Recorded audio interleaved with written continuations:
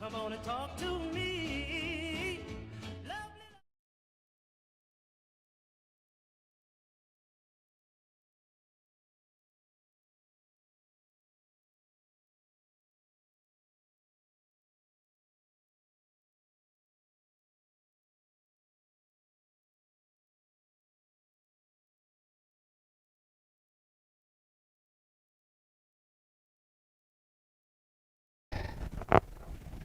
All right. I'm seeing audio now, Now we have audio. but it has that look of music. Now we have the audio. No, I'm hearing you. Yeah. But it has that look of music. Nope, it's there. Yeah, it's there. Okay. No, I'm hearing you. Okay, guys. Well, I just did a year of troubleshooting in about 20 minutes here. Man. At least you got it. Everything appeared to be working fine. I've been using this other thing for 2 days now, and everything was looking pretty good. And I was wanting to try it again because it's a very simple operation, and I liked it. But man, I'm back on Wirecast now, and you know, I'm about to say that other thing is just no good, Glenn. I'm about to say that it's just about to. Well, for some reason, it changed your tint and screwed up the audio. Yeah, let me. I've got to get this question mark off. Let's see, how do I do that? Question mark. That's right. Man, I have no idea. Let's see. Let's see. We don't have a question mark there. There, it's gone. It's gone there. Here. Okay. Now it's back. Okay. I can get it. I can get it. There we go. All right. I can delete that and get that off, and I can get it off here. Yep. Okay. It's all coming back. It's all coming back. It's on everything. I'm figuring it out now. You know, it's starting to come back now. Heck. Yeah, they're saying your audio is a bit hot. Yeah. Okay. Wow, what a night, man. What a night. Yeah, at least you got it. Yeah. But everything is so, all my camera shots and everything, I've got to rebuild everything pretty much. But I mean, we can make it work here tonight. We can make it work. All right. So, all right. Hey, how's my color? Do I look better? Yeah, your color's a lot better. Yeah, look at here, man. Hey, guys. Well, okay. Let's just do this. Hey, let's just jump into something. I mean, we got, well, about everybody left us. I think we got 6 or 8 people watching. Yeah. Yeah. Color not so pale. Yeah. Boy, I had several things. Let's see. I've got a. Your audio's bassy, though. Is my audio bassy? I can fix that. Let's see. Audio bassy. All right. Test 1, 2, 3, 4. Test 1, 2, 3, 4. I think that's me. Test 1, 2, 3, 4, 5. 1, 2, 3. Whoop, wrong way. 1, 2, 3, 4. I don't know. Is it less bassy now? Yeah, you got it. Sounds good. Okay. All right. Very good. So, I'm getting an error from YouTube saying YouTube is not receiving enough video to maintain smooth streaming. As such, viewers will be experiencing buffering. Are you guys experiencing buffering out there right now? I'm not seeing any buffering. Man, we got a 4 megabit stream going out right now. It's solid. I don't know why I get that message from them. Of course, it may be the internet provider here. Could have been from the previous what was stuff that? Too. Could be delayed a few minutes from the Yeah. the work you did. Yeah, well, yeah. It may be delayed a little bit. All right. Let's do this. Hey, we got a few loyal people that are still with us. Hey guys, I just want to tell you, hey, we'll just jump in a few things. We may have to repeat this next week. Everybody out there, all 6 of you know what this is? Anybody know what that is? Yeah. Solder sucker. It's a solder sucker. Yeah, babe. Solder sucker. And it works, but it ain't great. Okay. No. All right. And what about this one? Everybody know what this is? That's a little bit better. A little bit better. The metal cased one is even A better. little bit better. A little better solder sucker. But you know, Glenn, when I try to desolder something or remove a part or whatever, get all the solder off the joint, I get the soldering iron on there and I heat it up. Then I take the soldering iron off, and then I got to get this sucker. It's already loaded. Then I got to take this sucker and I got to put it right over it, and then snap it. Well, by the time I get it over there, the stuff's done cooled a little bit, and you got to go several times to suck the solder off. Exactly. So I thought, well, let me try something different. So I'm going to show you what I got here. Now, your audio's still hot.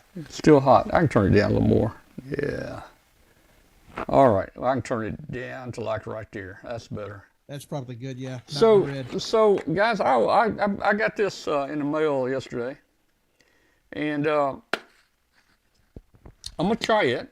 I thought about ordering a solder sucker that had the vacuum on it. It's actually the little base unit has a hose and it has a vacuum running in it, and it sucks it. You don't have to do anything.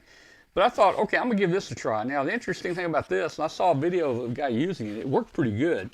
If you look at the end of the tip, I don't know if you can see it or not. At the end of the tip's got a hole in it. That's for sucking the solder out. Let's see if you can. Probably can't see it. No, you're a little blurry on your resolution a little blurry tonight. So this actually heats it. This actually heats it and sucks it. You don't have to take the soldering iron off and then put this guy on there and fumble around and try to get it over, over the pad and then click it. So it looked pretty neat. They put it right over the little wire right there. It heated right up. Pretty cool. Huh? They heated it right up, and then the guy just hits the button and it sucks it right up. Now I haven't used it yet. I'm not sure how to clean it out. It looks like this thing pops off right here. I guess it goes in here, probably. But let's. I'm gonna try it because you can't beat when you need good solder sucker. You just need the best you can get. I may end up still getting one with the vacuum pump on it, that runs automatically. But right. But this was really cheap, and it's not going to show up because it's green screen. It's green, by the way, guys. It's green. So it was about $20-something, not much. That's but not bad. But the fact that the tip actually heated the solder up and sucked it eliminates that 4 or 5 seconds it takes to take this off and get this solder sucker on there. So I'm gonna try and see how it does there, and we'll see. I'll give you a report on how that worked here. Okay. Hook your shop back to it. Well, there you go. I thought about that.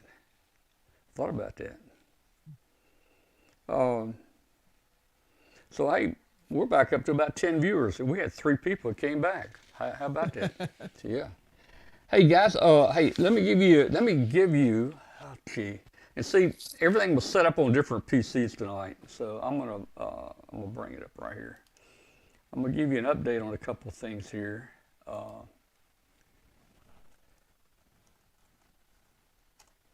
See if I can get on here, log into everything, and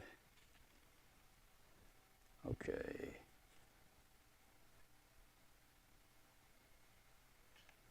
All right.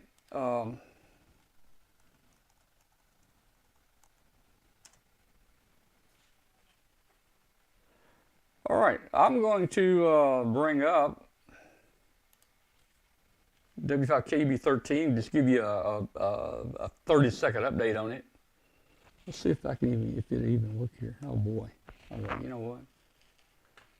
There were so many things that weren't turned on for this system here. I got to turn on the link now between the PCs. So I'll just tell you, W5KB113 has been flying for, I think, 383 days, I think, today. It's actually went through Hurricane Norma. It's flying at about 50,000 feet. It went through Hurricane Norma, and it's making a circle down in the Caribbean. Now I got it up. I can probably bring the map up here. Let's bring it up real quick. I'll show you where we are. 113, and we'll track it for 1 year. Right here, we'll track since launch because it's over a year. All right, so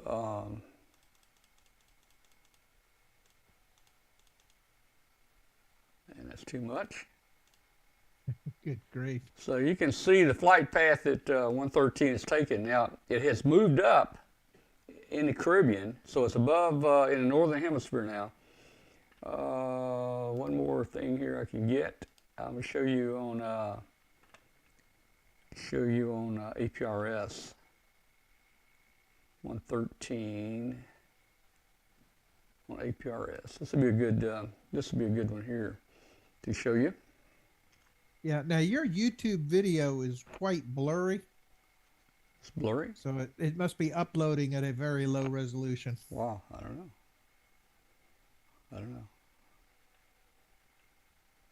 And let's go to like 7 days here.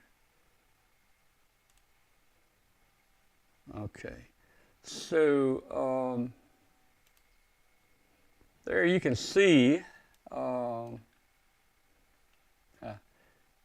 the last 7 days. It's actually in the Caribbean now. So, you know, hey, we're still flying, and right there at Baja, what's that, Baja, California? Right there, we went right through the hurricane, right on the edge of it there. I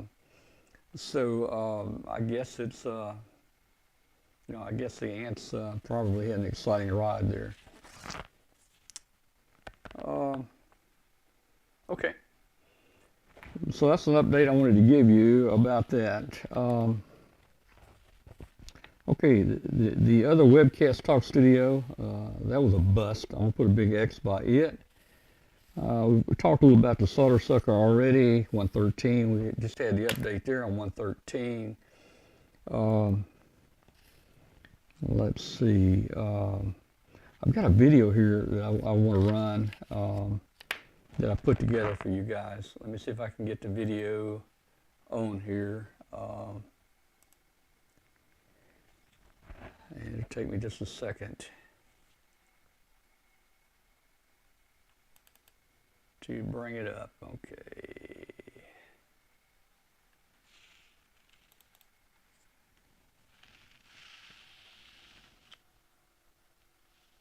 Okay.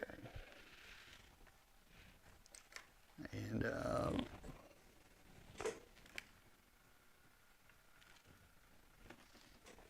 yeah, for some reason N7 XGR got it. I had to go to the settings and manually select 720p because it was at 144p.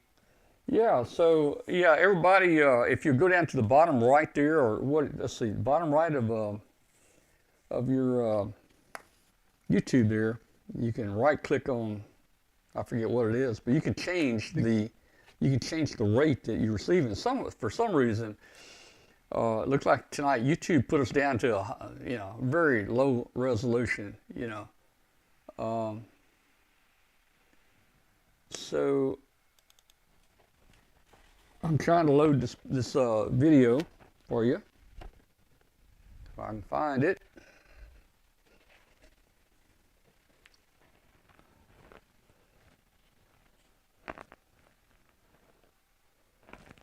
Okay.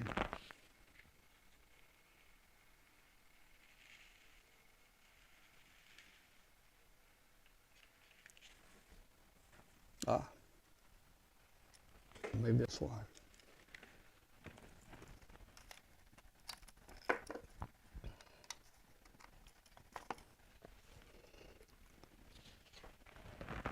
Let's see.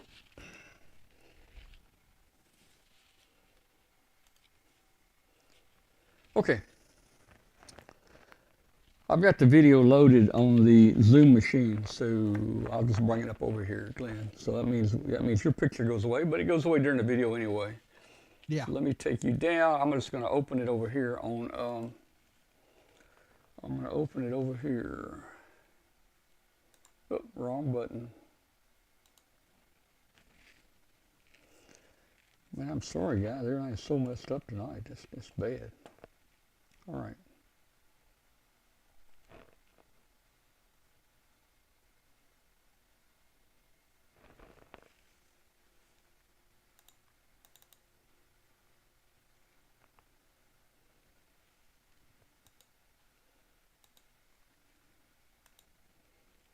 Okay.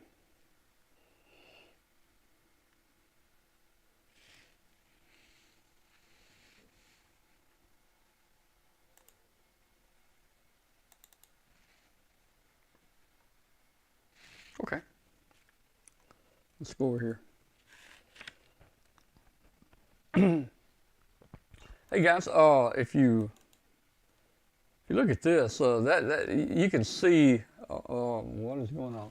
You can see right there. Hey, everything's kind of messed up tonight, but hey, you can see this. Right there, you can see the little red spot there. That is that's Hurricane Nora or Norman. I forget which one it is. Looks like Norma. Norma. Okay, Hurricane Norma. And you can see the position yesterday or 2 days ago of W5KB113. It was right in the path of the hurricane there. So it did make it. It did make it through there. It didn't come down. Let's see what else I got here. There it is right there. There's another picture. It showed it made it right across Baja, California. Talking about the KU band stuff, guys, let me give you an update. I got my KU band system, satellite and dish and everything out. I built me a little mount right here that I'm just going to set on the ground outside, and you can see the metal mount. I fastened it to this 2x3 frame I built, and that's going to hold it pretty good. And that'll give me a kind of temporary base where I can move it around a little bit and play with it. There's a shot from the side. You can see how it's mounted there. There's the LNB, and man, these things are coming down in cost. LNBs are like $8 now, where years ago I paid $500 for an LNB. I was gonna say. Yeah. So one of the problems I've got on my dish, and here's the instructions putting that dish together. If you notice right there in the center with a circle right there, that's how you set the elevation. You see they've got degrees marked off. For instance, Galaxy 16 maybe set it around 49 degrees elevation. Well, you can see there you line that mark up with 49 degrees, right? Well, my dish don't have a mark there. And if you look over here on the right, you can see, and I'm dealing with these guys that sold me the dish. If you look here at the right, there's supposed to be a mark on it. I'm saying, look, there's no mark here. On the other side, look, there's no mark here. The instructions say there's a mark. Where's my mark?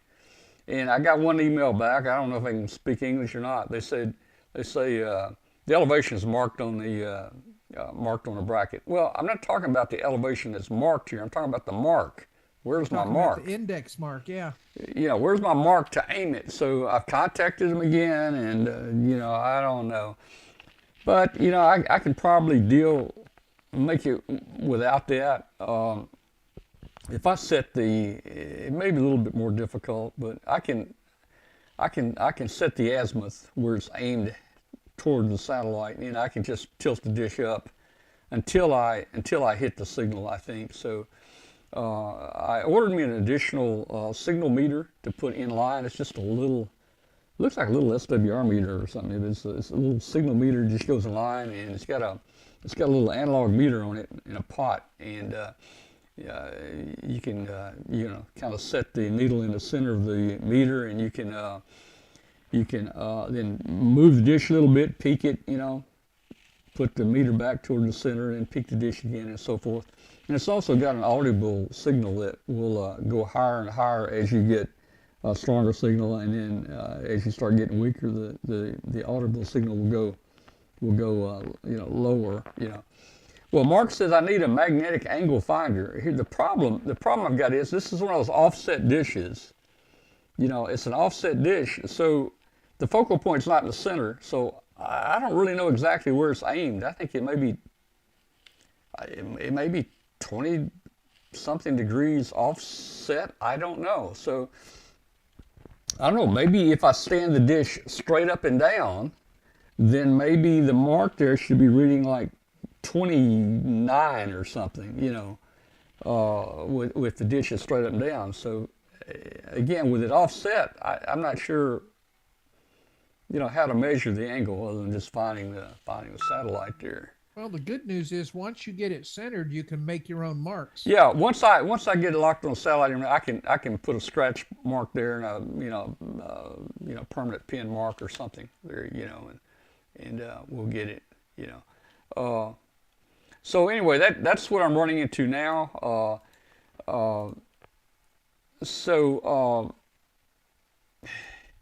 Today is Tuesday, guys. Thursday, I go have my other eye done. So I'm going to be at a commission for about 4 or 5 days when I get my other eye cataract surgery done on my eye. I won't be able to do much for about 4 days. It's kind of, it's not great. I mean, not hurting or anything. It's just that, you're just not up to a lot of things. So I'm ready to go. I got my coax, I got my dish, I got my signal meters. I've got everything ready, my receiver, ready to take outside and aim and try to get a signal on that thing. But I'm gonna have to wait till after my eye surgery to do it. That's in about a week from now, I should be perfectly fine again, where I can do it. Okay. Let's see. Speaking of getting stuff done, I'm kind of in the same boat. Yeah. Finally laying the deck boards down and should have that finished soon. And as soon as I get that done, the next thing on the plate is fixing the wires on my cobweb. Okay. So that I can get that back on the air. Yeah. So I'll have it for the winter. All right, let me see if I can find that video. Let's see. Everything just got so messed up here tonight. Everything went crazy. I'm trying to think where it is because it's on a different PC now. Look on the C drive. Look here. Okay.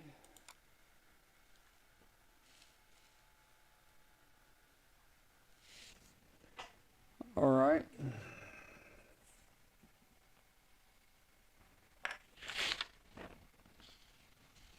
Doing the old sneaker net. Doing a what? You're doing the old sneaker net. I don't know what I'm doing. Grabbing a USB drive and I'm gonna try. I'm gonna see if I can find. I know it's on a USB drive. I can just get that plugged in. But I mean, there. back in the day, we called that sneaker. Oh, net. I never between the systems to transfer the data. Never heard it called that. Yeah, back in the day when you moved tapes from one machine to the other, we called it sneaker net. Oh, didn't know that. All right. Okay, let's see if that drive came up. Says there's a problem with this drive. Scan the drive. I don't think there's a problem with it. Nope. I don't think there's a problem. Now you can get to it. It just probably needs a check. I think it came run up. to clean it up. I think the drive came up. Let's see.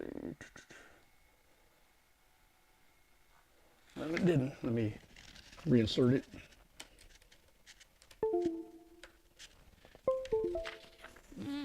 That should do it. Yeah, it did it. Okay. All right. All right. So I found the file.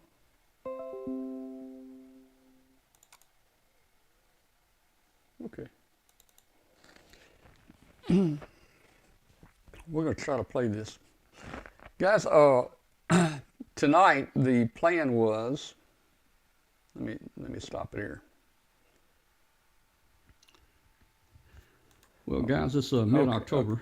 Okay. Why is it? First eye. Come on, stop. Okay. All right. Hey guys, tonight we had planned on testing the other webcast system. I was going to invite a number of you guys to come in where we'd have like 8 people on the screen, but all that was a big failure tonight. So, what a disaster!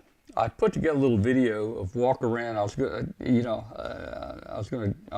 This video is going to give you a little information about the studio here. It's going to go over to the workbench. It's going to show you the workbench, and I'm going to describe some of the equipment I've got on the workbench. It's going to go over to my operating position. You'll see it tonight, my operating position. We're going to go out to the shop where we put the dish together and stuff. We're going to do that, and then we're going to go around and see the Cataract out there. I know everybody's interested in emergency power and so forth, and so it's like a 20-minute video. I'm going to go ahead and run that. Glenn, we won't talk during the video because I'm running it on the Zoom PC here. So yeah, I'm gonna go ahead and run this. And hey guys, if it gets boring, just go do something. And we apologize for all the trouble we had tonight. We hope next week is better. Of course, we'll see. All right, here we go. And where is it? Okay, here we go.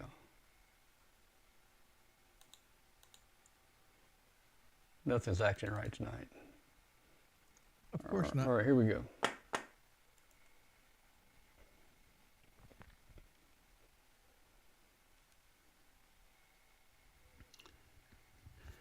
Well, guys, it's mid-October. I've had my first eye cataract surgery, and man, I am seeing perfect out of that eye. Why? I'm reading fine print. Colors are just snapping out. Man, it is so beautiful. I'm starting to feel like getting back into working on some projects. With the bad eyes, you just can't do projects very much. Anyway, hey, I get the other eye done Thursday in about 3-4 days. Get the other eye done. Hey, I want to tell you a couple things I'm getting excited. I'm working on. This is the studio. As you know, I've been running Wirecast. It's a commercial grade. It's $500 to $1,000 software that does everything a TV station does, basically. It's complicated, but I pretty much learned it. But right now, I'm converting back to Talk Studio. It's a very small application. All the video feeds are actually serving from the cloud. They're not coming back through me. So if I have 5 guests on, normally they would come through me and out my internet connection. But with Talk Studio, all 5 remote people are on the cloud, and they're served from the cloud, not from me. So it's got some advantages. It doesn't have all the bells and whistles. Wirecast. Okay. Anyway, it doesn't have all the bells and whistles, but it's still got the basics, and the interface is very easy, and I like it. So what I'm doing, I'm basically changing the connections from all the studio equipment from the Wirecast PC and getting them interfaced into this laptop here as the main webcast laptop. If I need to go back to Wirecast, I just have to unplug 3 or 4 cables, and I've got a mark. I'll plug them back in the Wirecast PC that's down there, and we'll roll with it. Anyway, quick overview again. This PC right here basically lets me monitor YouTube and the stats and the quality. It also would let me bring in things like web pages, and even I can play videos on it that would play back through our broadcast. This PC right here, basically, I bring it on just for the chat room, so it's running chat room all the time. The computer back there, that's my Wirecast. This is the new gaming laptop, which we're going to use for the Talk Studio. Over there, we've got, that's the PC that we use for bringing people in on Zoom and we would patch them from Zoom into the webcast. Now we don't have to patch anybody in you with this Talk Studio because everybody's going to be on the cloud. But it's still functioning, it's working. And then as you can see right there, you might see there's a equalizer or compressor, and then below that a 4-channel wireless mic. Typically we use the lapel mics for the show because when I turn my head different directions, the audio stays the same. If I was talking into this Heil PR40 and I turn my head this way, you wouldn't hear me. That thing is very directional.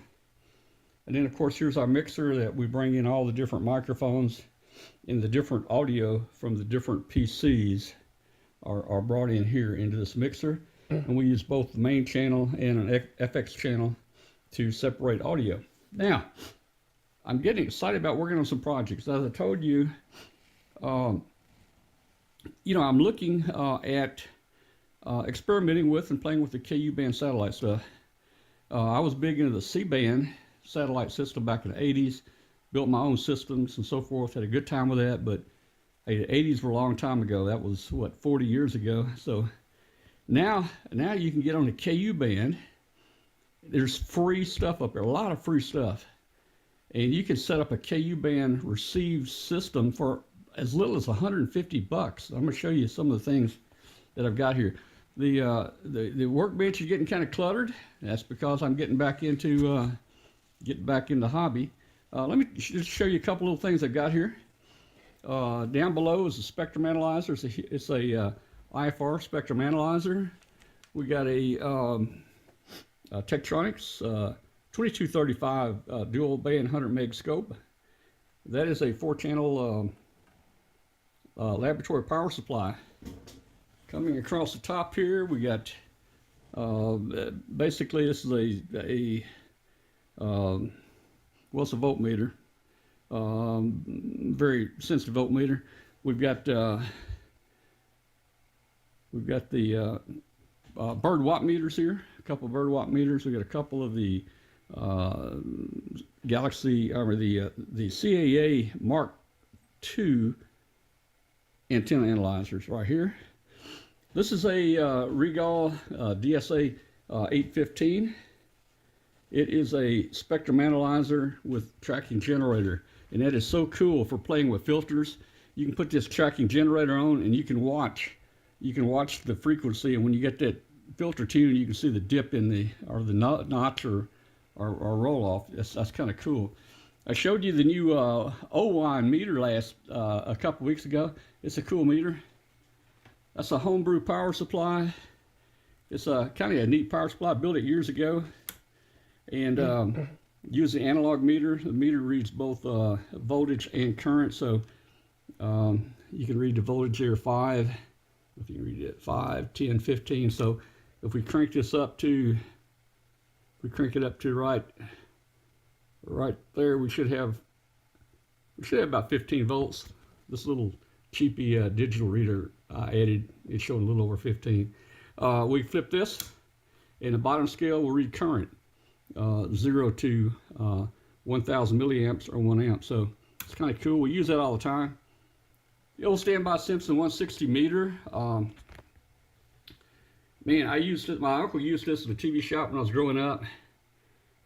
It's a meter still collectible today that people use it. It's a great meter. MFJ antenna analyzer. This is a little homebrew QRP watt meter that I built. The scale on there is like 10 milliwatts and 100 milliwatts just by flipping the switch. And well, there we go. I built that and calibrated it with the spectrum analyzer. Here is a computer that we use for satellite. Actually, I don't use it for satellite anymore. I'll tell you about that in a minute. We've got a little power supply over here to power a few things. This is a DV Mega. It's a IP only transceiver. It doesn't have an antenna connection, but it has, let's see if I can get it. Let's see. Well, no, I can't get there. It's got an Ethernet connection in the back. You can see the speaker here, the display. There's the microphone, volume control. It's a DV Mega Cast, and just by clicking a button here, it will run Fusion, D-Star, and the other digital modes like DMR. So that is so cool. And we have a channel. Our show has a channel, DMR channel, 31693.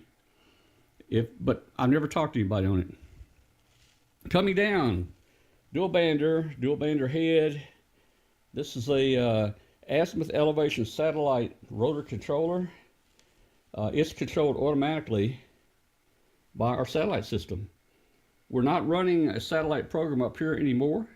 This is the entire satellite system right here. This thing has everything in it. It'll do everything a computer-based satellite system will do. And of course, it is interfaced to the 9700, and the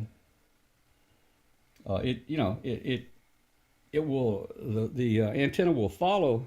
It follows the satellite, and it changes the frequency and adjusts for Doppler shift right here. TS570 here.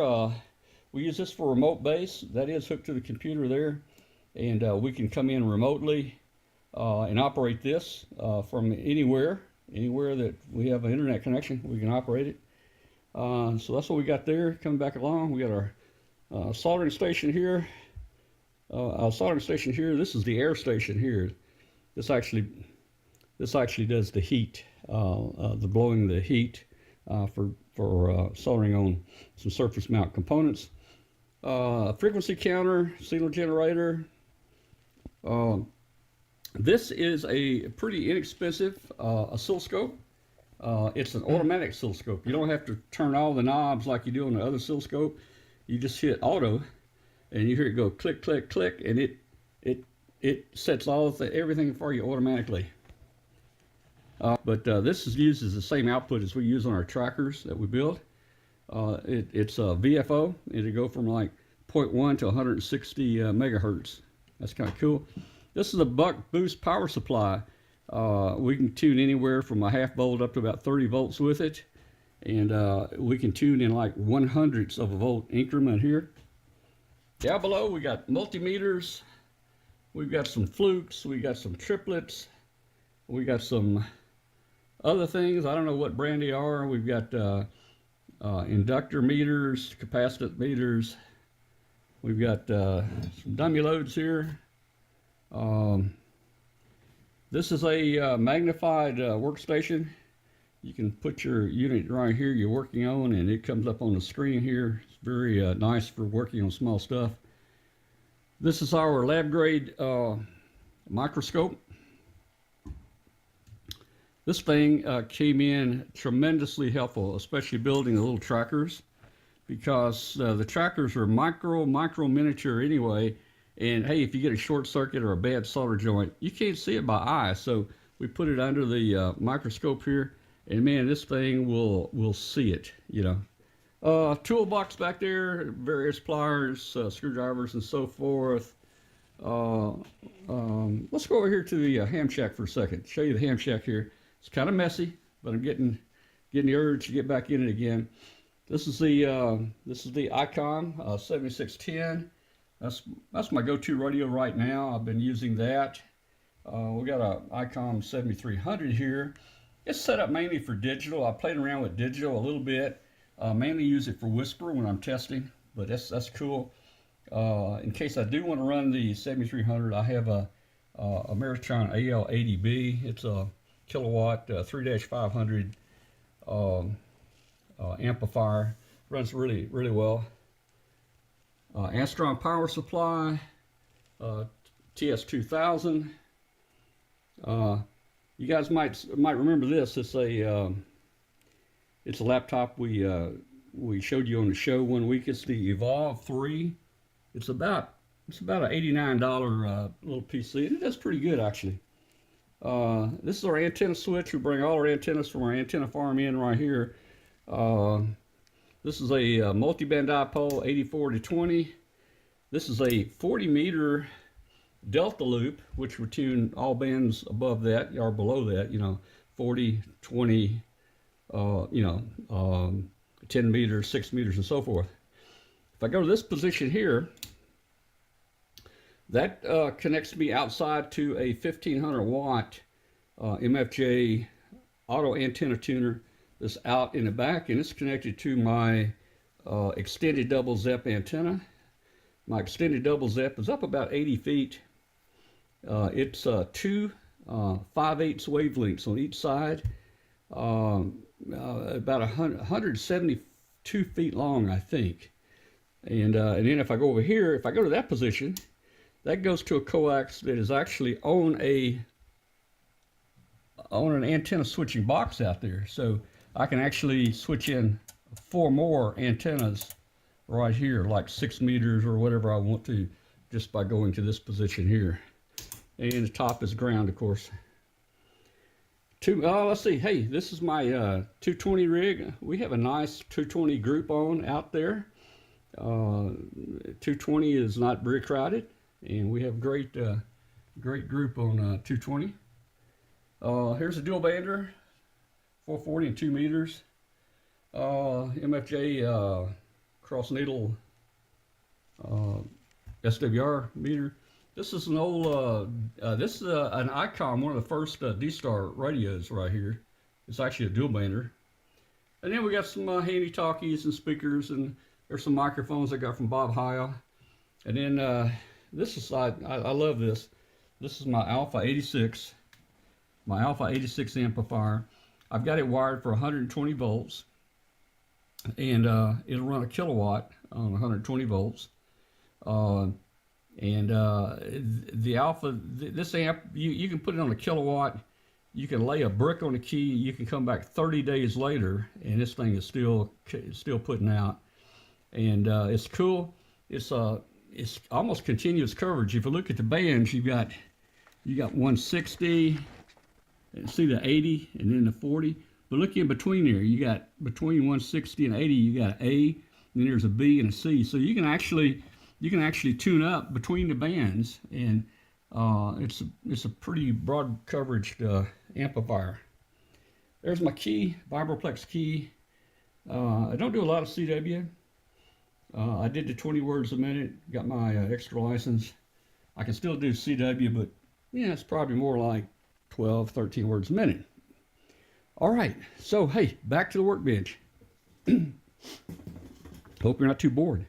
So I'm starting to feel like we're getting my eyes done now. I can see, and I'm starting to get interested in more projects. So back to the KU band satellite project. This is a test set. I showed it on the show. This is a test set that you can hook the coax there up to the dish, and it actually will give you signal strength, quality. It'll give you all the channels. It does a whole lot. I don't know what all it does yet, to tell you the truth. It will even become a TV receiver. So you can actually, half screen here, you can actually pull up and watch the satellite program right here on the test set. So it's pretty cool. On-off switch, USB connectors. It's got an audio, video in and out. And it's got HDMI, which is pretty cool. Nice carrying case here. Didn't expect that. You know, years ago, you'd expect to pay $1,000 or something like this. Today, this piece of test equipment, I bought this, it's new on Amazon, $58. I thought it might help me align my dish and so forth, so I went ahead. Talk about receivers real quick for KU band.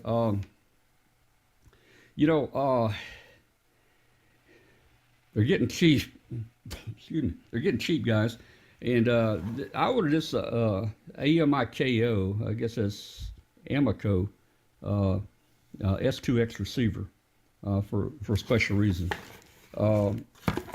It comes preloaded with the latest firmware, and it has all the channels and all the satellites already in it. You can get cheaper receivers. Some of them you have to actually manually put the satellite in there and the frequencies and so forth, which is doable. You just have to do it through your PC and hook to it. But I didn't want to go to that trouble first, just getting started. So we've got places for Ethernet, the LNB in, audio and video out, and so forth. It's a cool little receiver. You can get and this is called FTA. If you want to search on the internet for FTA satellite, that stands for over the air, free over the air. So it stands for free over the air, and you can buy these receivers as cheap as $22, $22. Now I went ahead and upgraded, got a much higher end receiver here. This one's about $80. I just, wanted to try to have the best there as I, get back into the satellite hobby. Got a little envelope. Note in here who I bought it from, and look at there, KE4 EST. Wow, I sent him an email. Maybe he'll be getting with us soon. But that's the receiver. And hey, guess what? Well, I ordered an LNB. The LNBs now you can get for as cheap as $8. Back in the 80s, we were paying $500 for an LNA or an LNB. $500. You can get them now for as low as $8. I splurged and ordered one that was $22 to see if I could get one a little bit better. But guess what? Just got the mail, and my dish came in. Supposed to be a 39-inch dish, but I don't think it's 39 inches. I'm gonna go out. Let's go out and take a look at the dish that came in. I paid about $100, maybe $120 for the dish. That included shipping and everything. Let's go out and look at the dish out in the shop. All right, guys, we're out in the shop now. Boy, my shop is getting really messy. You can see it's really getting messy, and I gotta get out here and clean it up. Maybe this winter, when there's not much else to do outside, I can get out here and clean things up, man. But hey, here's the dish. This is supposed to be a 39-inch dish. I think there's a gimmick on sales. Let's see what it really is. Let's go across it, if I can get across it here. 39-inch dish. Okay. Well,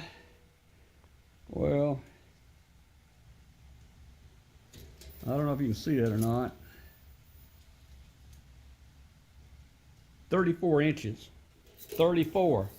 Now the way the Chinese measure these dishes is they measure all the way around the metal where it's wrapped around. So, they add that inch there to it, and then they come around and then they add that inch to it. So metal to metal, it's about 38 that way.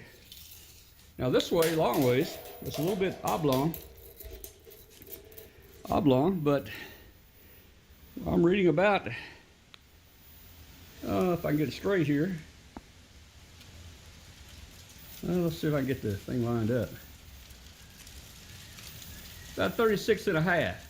Again, they measure it all the way around. They measure it all the way around to the edge of the metal there. So that's 37 and a half, and then the other end, that'll make it 38 or so. Anyway, I'm not too concerned about that. People are using 32-inch dishes. A little bit bigger dish will help you out to give you a little bit better signal. So here's some of the mounting hardware. Oh, with the dish came an LNB. Here's the LNB. Now, I didn't order this LNB, I don't think. I guess it just came with the dish. That's why it cost a little extra. I ordered a 2-output LNB, and this was in the box. And look, it's a 4-output LNB. That means you can hook 4 receivers, 4 different receivers to it, and run it in different places in the house. So I got to put this together. The dish is going to be, we'll flip it over there, and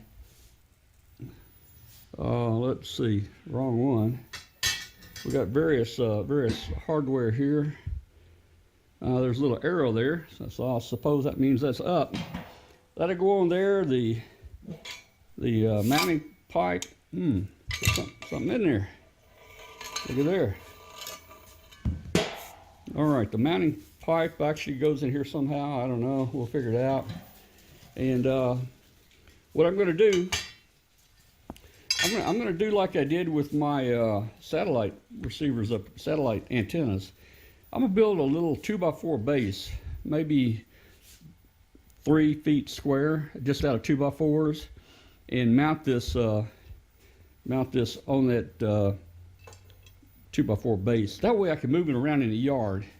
And at some point, I may just put me a post out there in the yard and, you know, set a 6 or 8 foot post out there and mount it to it. But I'm going to mount it on a homemade little 3 foot square antenna mount, you know.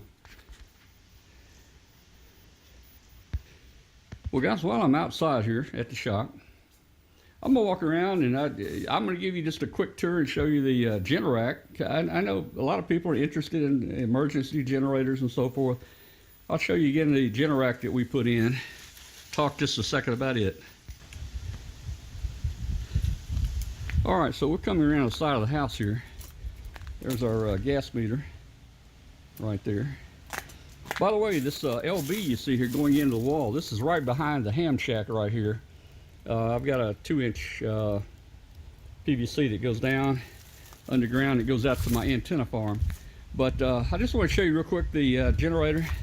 You know, I used to have a portable 8,000 watt generator I'd plug in and use when the electricity go out, and it was a hassle, but it got us by.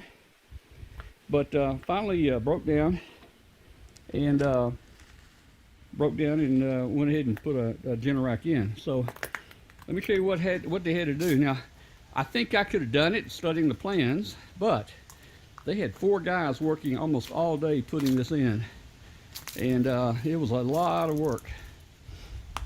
Since I had 2 main breaker boxes in the house, they put two additional switches on. These are automatic switches that switch the unit from city power to you know, generator power. So these were added. All the PVC has been added here and so forth, and then you can see it goes, run the pipe down. They ran it over to the generator. Now, by code, the generator could not go right here because it's under a window, and by code, they say it can't be under the window. So we put it on down here, a little further down, and we set it right here. I poured the concrete slab myself. They wanted $200 to bring a concrete slab out, so I got me some 2x4s and about 5 bags of Sacrete and just made my own slab. And I saved about $160 just, or maybe even more on that. So you can see it bring the gas in. Well, you can see where the electric goes in and comes out right there. It goes down the wall all the way down to the boxes down there.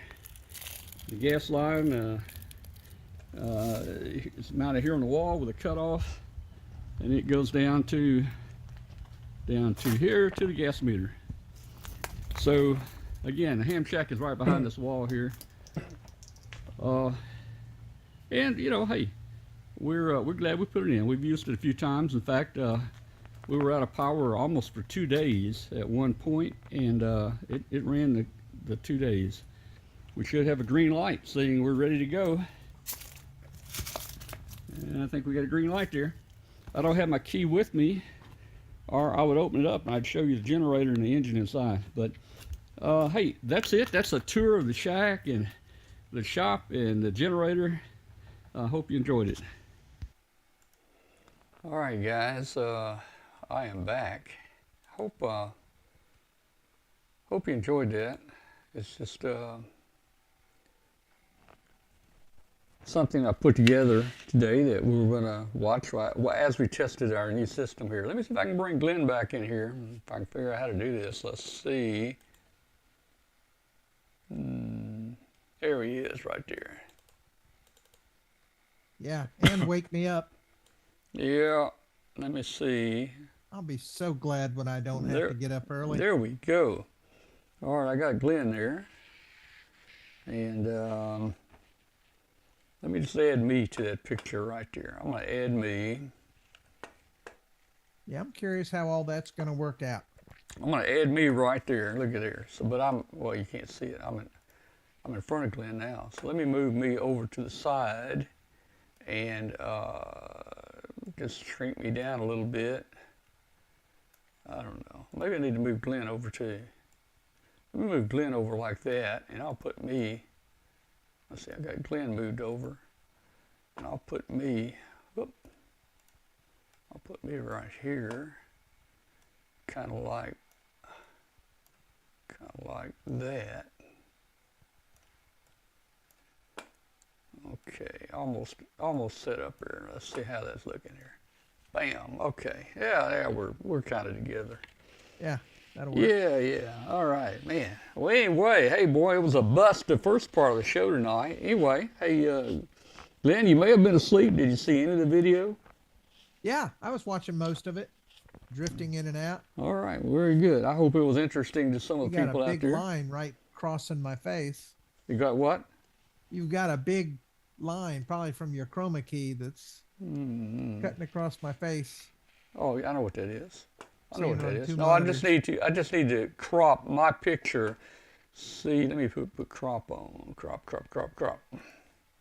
Yeah. That's the edge of my picture left. You know, I'll just bring that in. How's that? That's better. That's better. See my shoulder? See my shoulder? How now I'm out of the picture? Yeah. Yeah. I was just too far. You were too wide. I was just too wide. Yeah. Oh well, boy. Hey, I'm tired from tonight, man. I am tired. This was a mess tonight. Yeah. You know, Yeah. I'm tired too, getting up at 5 a.m., but again, that's going to stop eventually. Yeah, you're gonna be retired there pretty soon, and hey, man, then you'll sleep till 10 o'clock every day. Pretty much. If you want to. Yeah. That's pretty much the plan. Yeah. You know, I've been getting parts in, and I'm getting ready to start building some cool stuff too. Yeah. Well, good. Well, I hope that excuse me. I hope that next week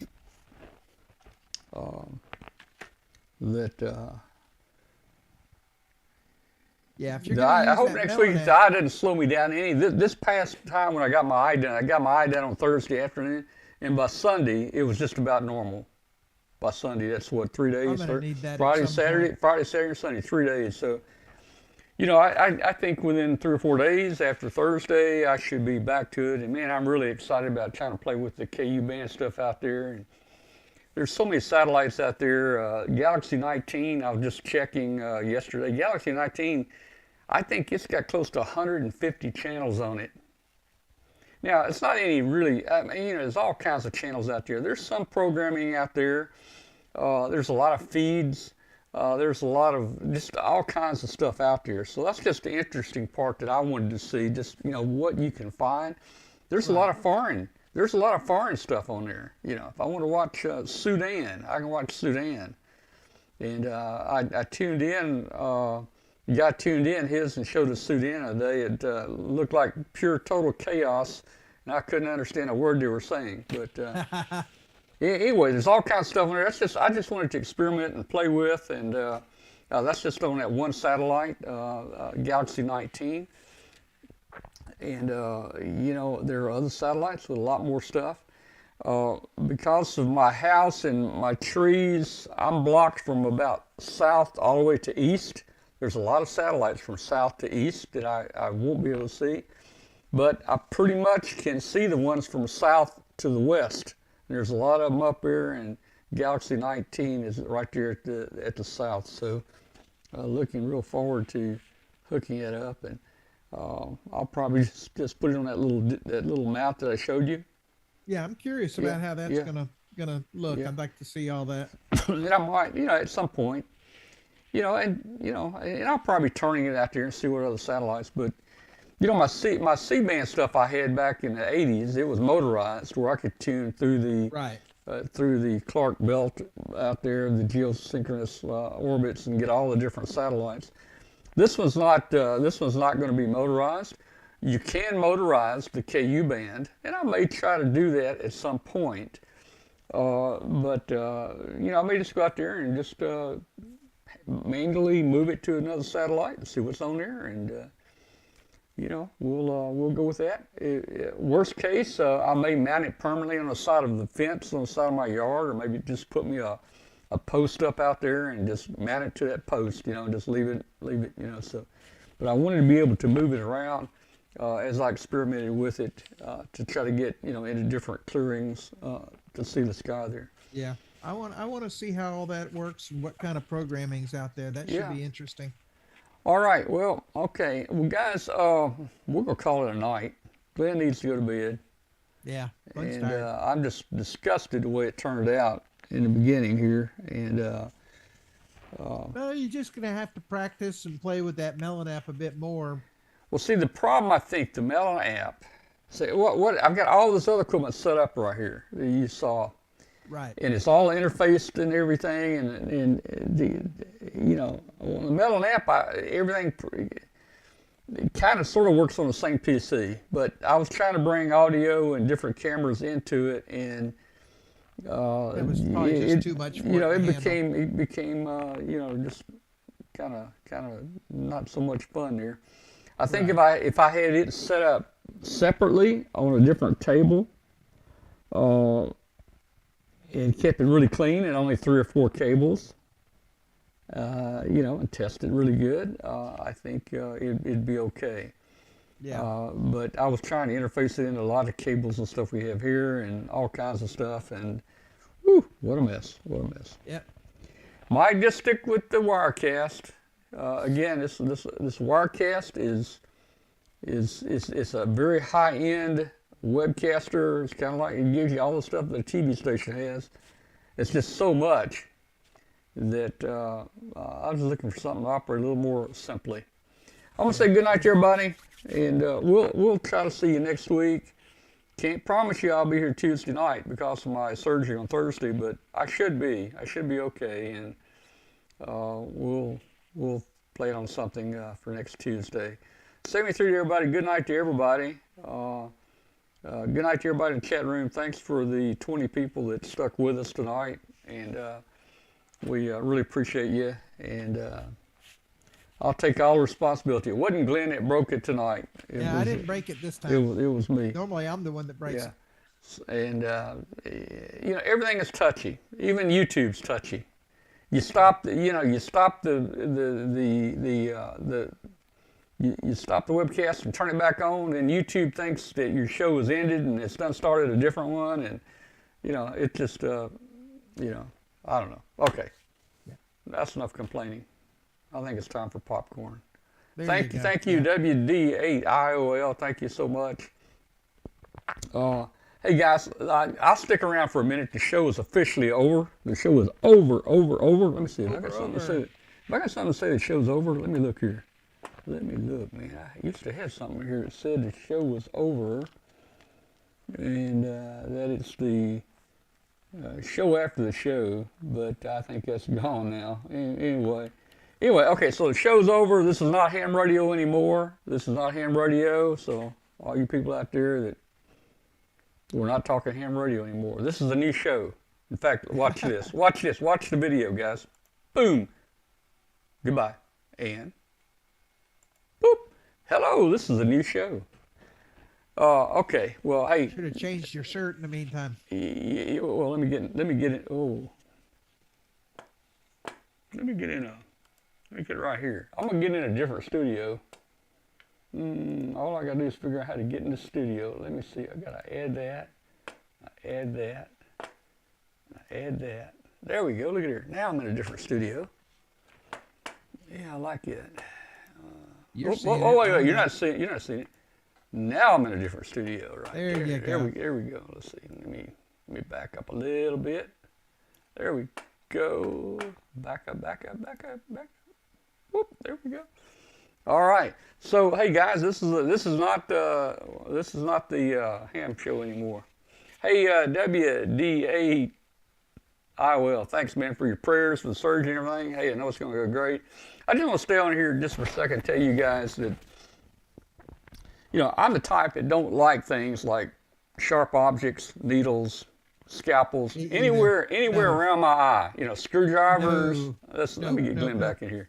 I don't like things like screwdrivers, drill bits, scalpels, needles around my eyes. So I was hesitant to go in and have this done.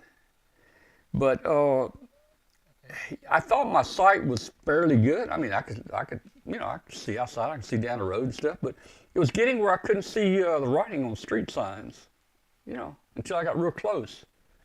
And then particularly, like on my test equipment, like on the Cataract test equipment, you got the little bitty writing around the knobs and stuff, Yeah. I couldn't even really see very well what I was sitting on. I had to get a flashlight and aim it right on it, to see what it was. And the thing that the killer was, my eye doctor told me, he says, Tom, I don't think I can do anything else for you. He says, you're to max. He says, I don't even know if you'd pass a driver's test, the visual driver's test. And that got me thinking. And I know that this past year, things has really accelerated. I could tell this year things are getting bad. My night driving, I didn't feel comfortable night driving and stuff like that. So I said, okay, even though I don't like drill bits and, ice picks and needles and stuff, around my eye, I'm going to have it done. Well, I went in. You guys may have seen my hand. My hand looks a little bruised there. I don't know if you see that or not. That one there, it's got a little bruise on it. I don't know. Yeah. They tried to, this is 2 weeks ago, they tried to put an IV in there, and they were having a little trouble putting an IV in there for the surgery, so they went on up in the arm here. Anyway, so I went in, and they got me ready, and of course they gave me a little IV right there. Well, they could give me some happy juice, they said. They said, no, we're not going to put you to sleep, but we're just going to make you feel good. Okay. Well, I'm like, put me to sleep. Well, that's what I thought.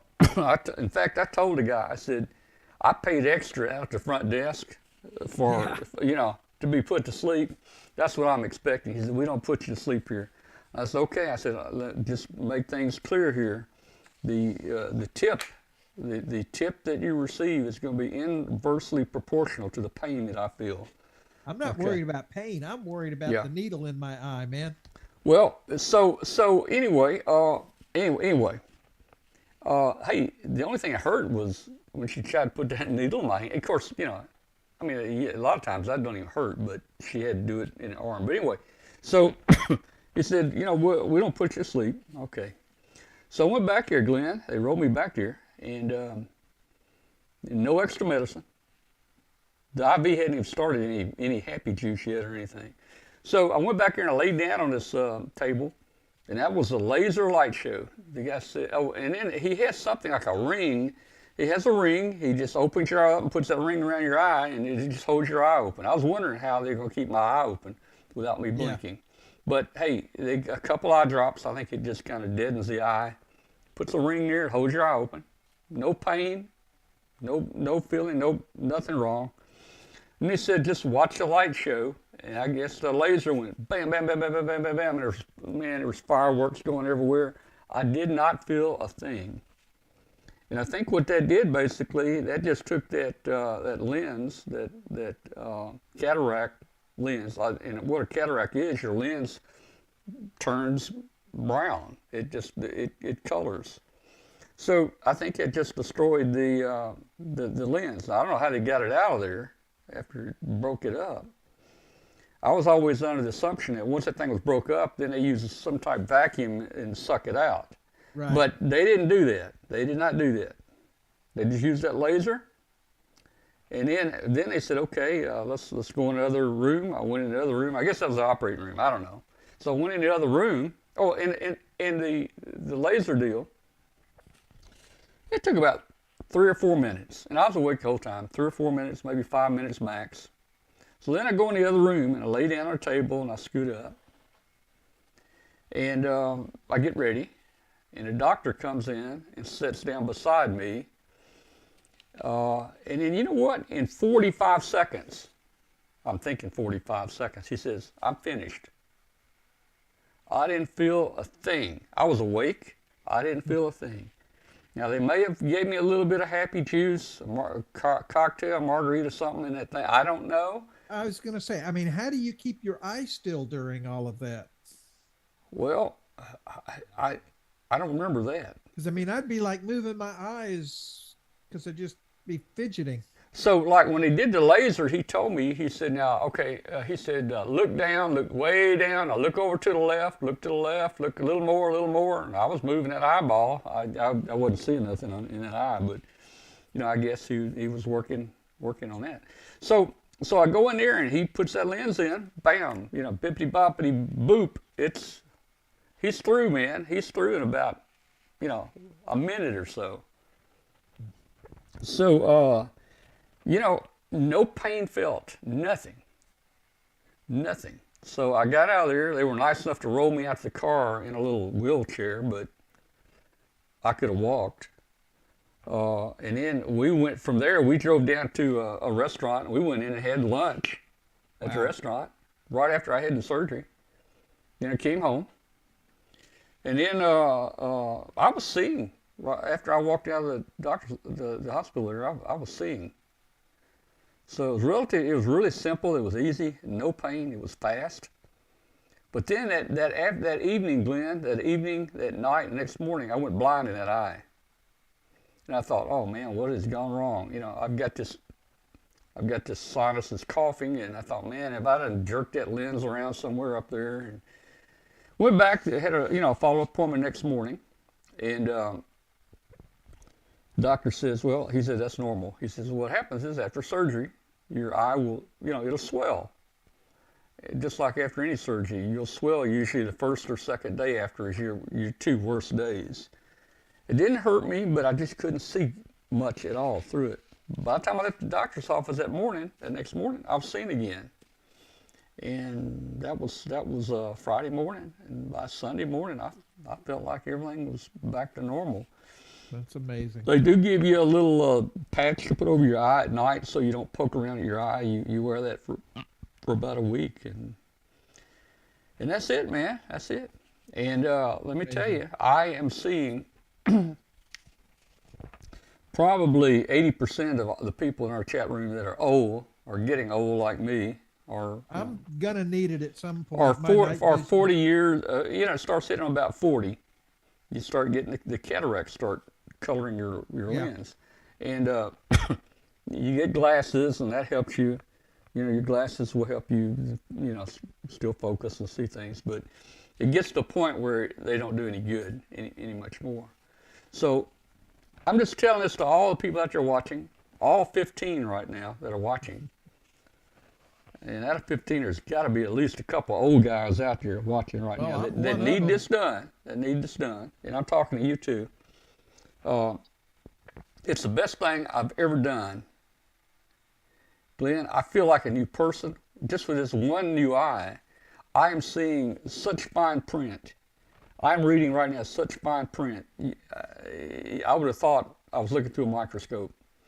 I can see distance, I can see mid-range, I can see close by reading, and it's amazing. The colors, I thought my computer monitors are going out. I had one I was going to throw out in the trash because it was so washed out, man.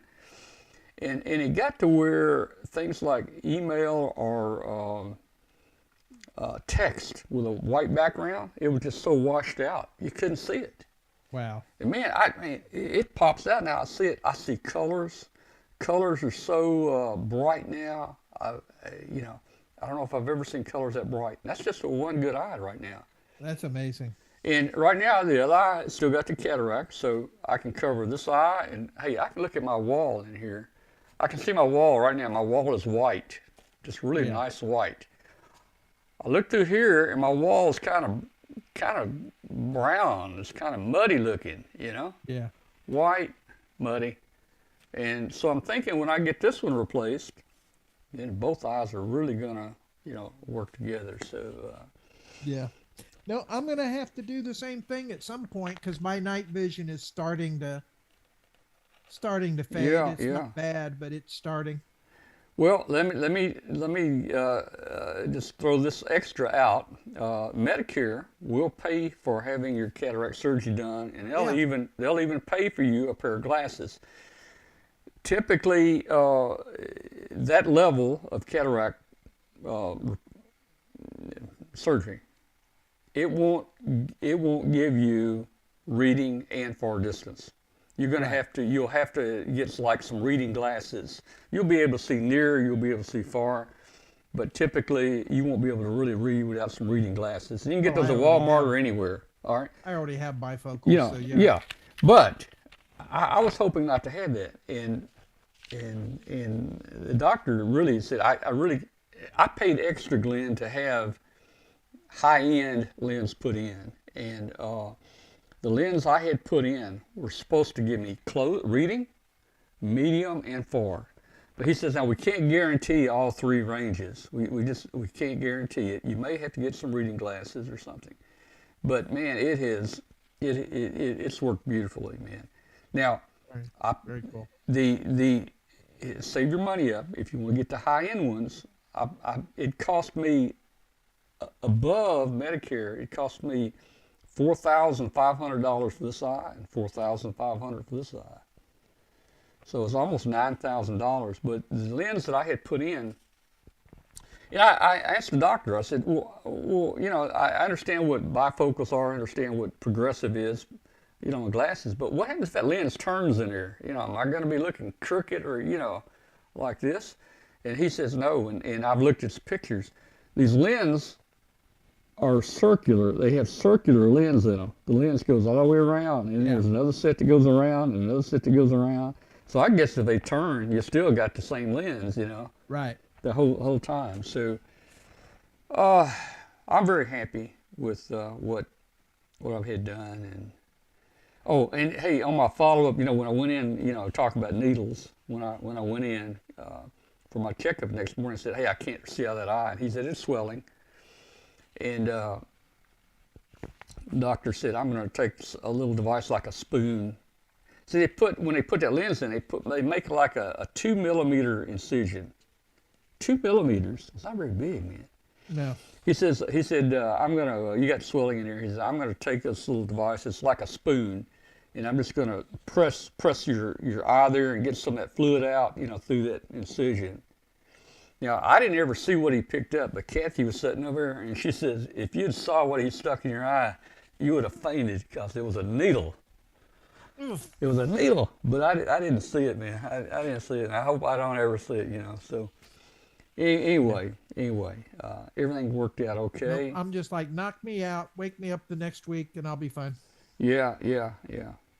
So yeah, Medicare will pay. Medicare can get you medically fixed up. They'll take those cataracts out and get you some brand new vision. You may have to wear reader glasses. Most likely you might. Or you I do that now. Yeah. All right. And hey, right now I go around all day, take my finger to push my glasses up right here. Like, oh man, there's nothing there. There's nothing there. there's no glasses there, man. Yeah. Okay. All right. Well, guys, that was your medical update from Tom's Medical Webcast. And the things that we said may not apply to all. It's just our own experience. So, don't take it as a guarantee. Yeah. Next week, we'll talk all about heart surgery. All right, we can do that, but that'll be after the show. We'll have a medical show after the show for that because, I don't want the hands getting there saying all the old guys talk about on the air is their medical problems. Oh no, there's a 40-meter net for that. Yeah. So, hey, hopefully next week I will mention that I've got 2 good eyes now instead of 1. There you go. Yeah. All right. Good night, everybody. See you, man. Hey. Appreciate you being with us. We still got 14 people hanging in here with us tonight. Yep. 73, everybody. We'll see you later. Good night. See you next week.